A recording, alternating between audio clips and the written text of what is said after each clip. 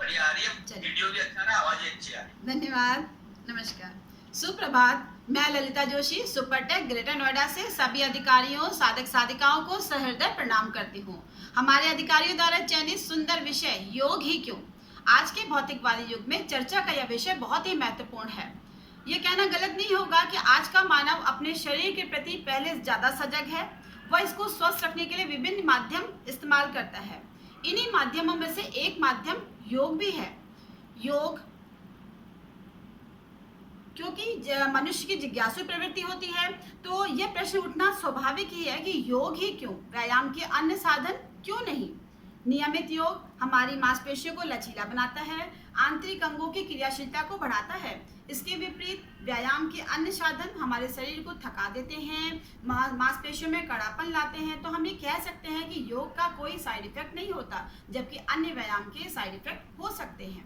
योग हर उम्र के व्यक्तियों के लिए है। यह हमें जीवन के हर चरण में उत्साह एवं उल्लास से जीने की प्रेरणा भी देता है। इससे हमारी रोग प्रतिरोधक क्षमता भी बढ़ती है, जिसका इस कोरोना काल में बहुत ही महत्व है। योग साधकों के व्यक्तित्व, व्यवहार, भावनात्मक स्थायित्व एवं आत्मविश्वास में सकारात्मक बदलाव देखने को मिलता है। ये सिर्फ मैं ही नहीं कहती, ये योग साधकों पर किया गया मनोवैज्ञानिक परीक्षण बताता है। अन्य व्यायाम में ये सब कहाँ, वो तो सिर्फ हमारे बाहरी शरीर या स्थूल शरीर को कह सकते हैं पूर्णतः प्रभावित करते हैं। अष्टांग योग का पालन करते हुए जब हम योग करते हैं तो हमारा स्थूल, सूक्ष्म और कारण शरीर पूर्णतः प्रभावित होता है।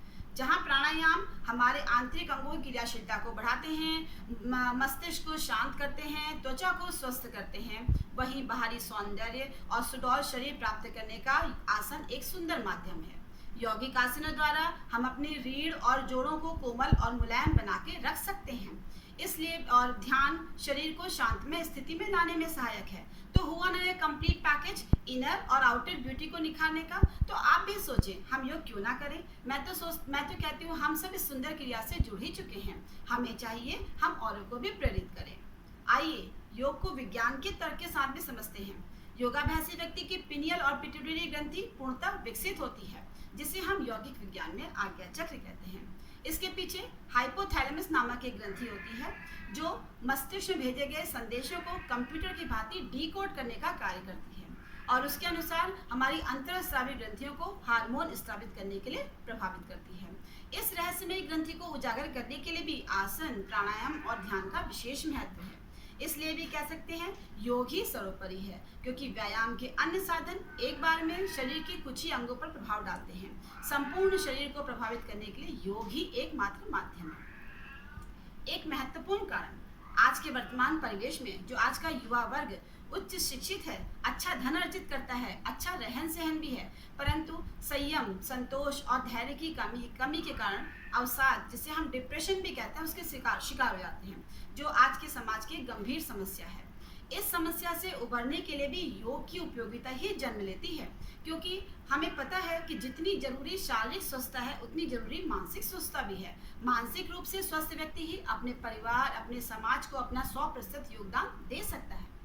भगवत गीता में भगवान श्री कृष्ण ने भी योग को बहुत ही सुंदर ढंग से समझाया है।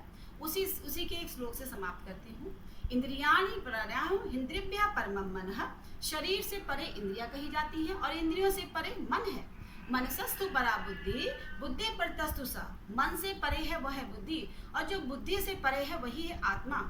इसी आत्मा को शुद्ध करने की कला योग है।